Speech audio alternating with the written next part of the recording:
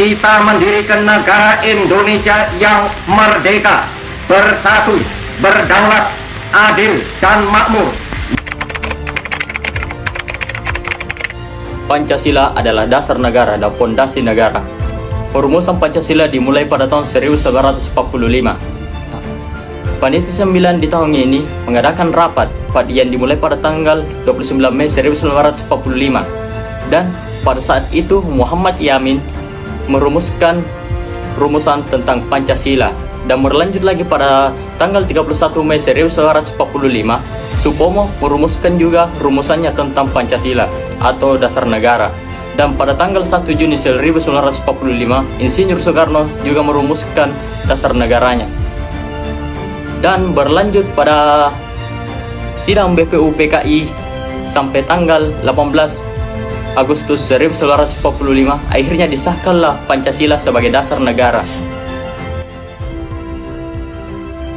Pancasila melibatkan berbagai tokoh seperti Dr. Muhammad Hatta, Ki Hajar Dewantara, dan lainnya. Selama proses ini, berbagai gagasan dan pandangan dituangkan, baik dari kelompok nasionalis, agama, maupun golongan lainnya. Meskipun ada perbedaan pandangan, hasil akhirnya adalah kesepakatan untuk menjadikan Pancasila sebagai dasar negara yang meliputi kebebasan, keadilan, dan kemanusiaan. Pancasila bukan hanya sebagai simbol, tetapi juga nilai yang mendasari kehidupan berbangsa dan bernegara di Indonesia.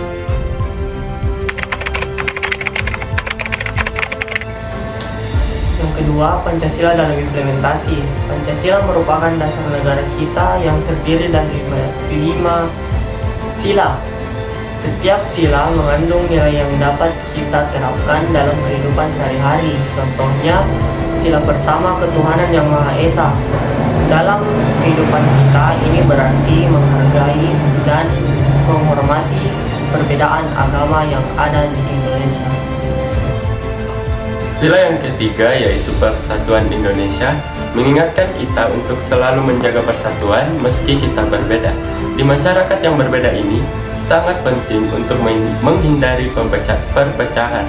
Dan sila yang keempat, kerakyatan yang dipimpin oleh hikmat kebijaksanaan, mengajarkan kita untuk selalu membuat keputusan melalui musyawarah agar semua suara didengar.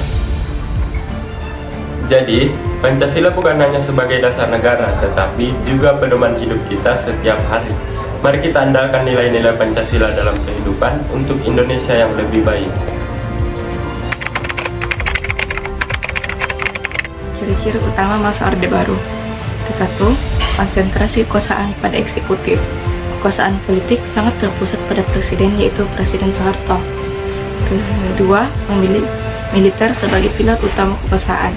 Diterapkannya konsep dui fungsi ABRI, Angkatan Bersenjata Republik Indonesia, di mana militer berperan di bidang pertahanan dan politik. Ketiga, sentralisasi pemerintahan. Kebijakan pemerintahan cenderung memusatkan kekuasaan di Jakarta dengan mengurangi otonomi daerah. Keempat, dominasi Partai Golkar. Golkar menjadi alat politik utama mendukung kekuasaan Orde Baru. Kelima, represi terhadap politik. Kebebasan berpendapat, pers, dan politik dibatasi. Keenam, pembangunan ekonomi sebagai prioritas. Fokus pada pembangunan ekonomi melalui program Repelita atau rencana pembangunan 5 tahun. Ketujuh, indoktrinisasi ideologi Pancasila. Pancasila dijadikan asas tunggal untuk semua organisasi, politik, dan masyarakat. Kedelapan, kontrol terhadap media. Pers mengalami pembatasan ketat melalui sensor dan pengawasan. Informasi yang beredar di masyarakat sangat dikontrol untuk mendukung stabilitas politik. Orde Baru dimulai pada tahun 1966 sampai 1998. Setelah Presiden Soekarno lengser tahun 1966, Indonesia memasuki Orde Baru yang dipimpin oleh Soeharto. Orde Baru terkenal dengan fokusnya pada stabilitas politik dan pembangunan ekonomi. Pada masa ini, pemerintahan menerapkan dui fungsi ABRI, di mana militer berperan dalam bidang keamanan sekaligus pemerintahan. Lalu investasi asing dibuka lebar untuk mempercepat pertumbuhan ekonomi. Namun kebijakan ini juga membawa tantangan seperti korupsi yang luas dan batasan kebebasan berpendapat.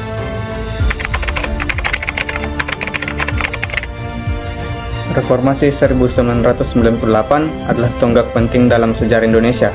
Krisis ekonomi parah, korupsi yang merajalela, dan tuntutan perubahan politik yang memaksa Soeharto mundur setelah 32 tahun berkuasa. Reformasi ini membawa perubahan besar, salah satunya adalah penerapan demokrasi langsung seperti pemilu presiden dan kepala daerah.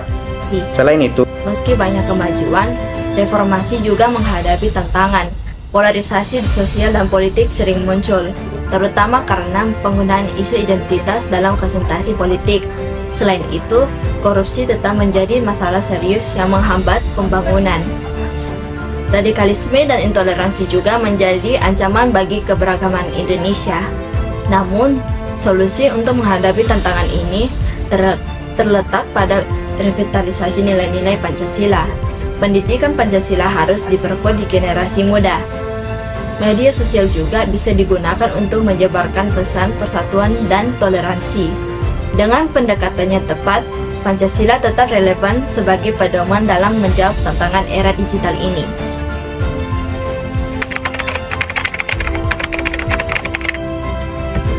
Pancasila di era modern. Saat ini, Pancasila tetap menjadi dasar negara dan pedoman dalam kehidupan berbangsa. Nilai-nilai Pancasila diharapkan dapat menjadi dasar dalam mengatasi tantangan sosial, politik, dan ekonomi yang semakin kompleks. Di tengah globalisasi, ideologi dan nilai-nilai Pancasila diharapkan bisa menjadi panduan dalam menghadapi perbedaan dan memelihara persatuan di Indonesia.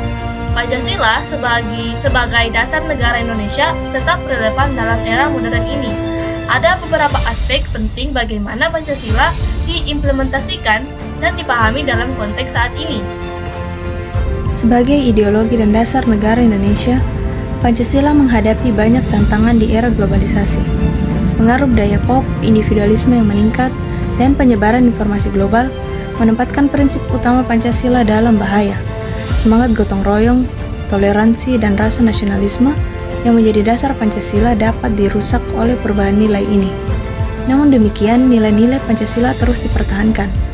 Sejak awal, pendidikan memainkan peran utama dalam menanamkan prinsip-prinsip Pancasila. Diharapkan generasi muda akan memahami dan menerapkan nilai-nilai Pancasila dalam kehidupan sehari-hari, melalui kurikulum yang relevan dan pendekatan pembelajaran yang inovatif. Selain itu, sangat penting bagi pemerintah untuk memasukkan prinsip-prinsip Pancasila ke dalam kebijakan publik. Upaya yang lebih luas diperlukan untuk memastikan bahwa Pancasila akan relevan di masa depan. Salah satunya adalah dengan meningkatkan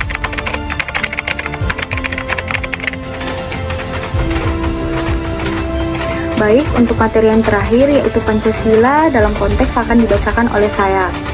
Nah, Pancasila dalam konteks adalah landasan ideologi dan pandangan hidup bangsa Indonesia yang menjadi dasar penyelenggaraan negara serta panduan dalam kehidupan berbangsa dan bernegara. Secara umum, Pancasila dapat dipahami dalam berbagai konteks. Nah, konteks yang pertama ada Pancasila dalam konteks sejarah. Pancasila dalam konteks sejarah adalah dasar negara yang lahir dari perjuangan untuk mempersatukan keberagaman bangsa Indonesia. Nah, Pancasila dalam konteks sejarah terbagi menjadi beberapa lagi. Ada Pancasila, ada awal gagasan. Pada sidang BPUPKI 1 Juni 1945, Soekarno mengusulkan 5 prinsip dasar negara yang disebut Pancasila. Yang kedua ada Piagam Jakarta 22 Juni 1945. Panitia 9 merumuskan dasar negara, namun sila pertama disesuaikan menjadi ketuhanan yang Maha Esa agar lebih inklusif. Yang ketiga ada pengesahan 18 Agustus 1945.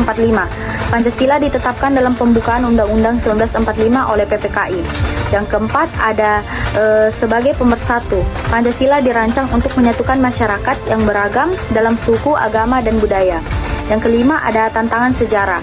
Meskipun menghadapi berbagai ancaman ideologi lain, Pancasila tetap menjadi landasan utama bangsa. Nah, konteks selanjutnya yaitu Pancasila dalam konteks filosofi. Pancasila dalam konteks filosofi ada pandangan hidup dan dasar moral bangsa yang mengandung nilai-nilai universal untuk membangun kehidupan berbangsa dan bernegara. Secara filosofi, Pancasila memiliki beberapa dimensi. Dimensi yang pertama ada ontologi. yaitu menggambarkan hakikat keberadaan manusia sebagai makhluk religius, sosial, dan nasionalis yang hidup dalam keberagaman. Yang kedua ada epistemologi, yaitu menjadi pedoman berpikir dalam memahami dan menyelesaikan persoalan melalui dialog, musyawarah, dan pendekatan kekeluargaan. Yang ketiga ada aksiologi, yaitu menyediakan nilai-nilai etika dan moral seperti keadilan, kemanusiaan, persatuan, demokrasi, dan kesejahteraan sosial. Yang keempat ada sebagai filsafat negara, menjadi dasar dalam pembentukan kebijakan dan hukum untuk mewujudkan keadilan sosial dan kesejahteraan rakyat. Yang kelima ada sebagai panduan hidup, membentuk karakter individu dan masyarakat untuk hidup dalam toleransi, kerukunan, dan solidaritas. Untuk konteks yang ketiga ada Pancasila dalam konteks ketatanegaraan. Pancasila dalam konteks ketatanegaraan adalah dasar ideologi dan hukum yang mengatur sistem pemerintahan Indonesia. Pancasila dalam konteks ketatanegaraan berfungsi sebagai dasar negara, tercantum dalam pembukaan Undang-Undang 1945 sebagai pedoman hidup berbangsa. Sumber hukum, semua peraturan perundang-undangan harus sejalan dengan Pancasila. Terus struktur negara mempengaruhi pembagian kekuasaan antar lembaga negara, eksekutif, legislatif, dan yudikatif. Yang keempat ada penyelenggaraan negara, mendorong prinsip musyawarah, keadilan sosial, dan kesejahteraan masyarakat.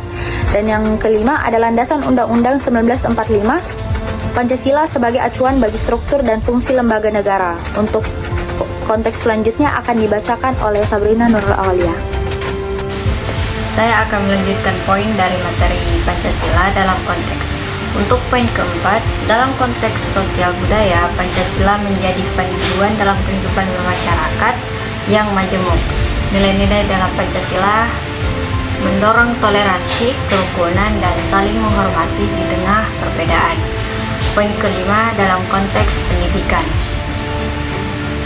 Pancasila diajarkan di berbagai jenjang pendidikan sebagai upaya membentuk karakter dan kepribadian warga negara yang berintegritas, toleran, dan cinta tanah air.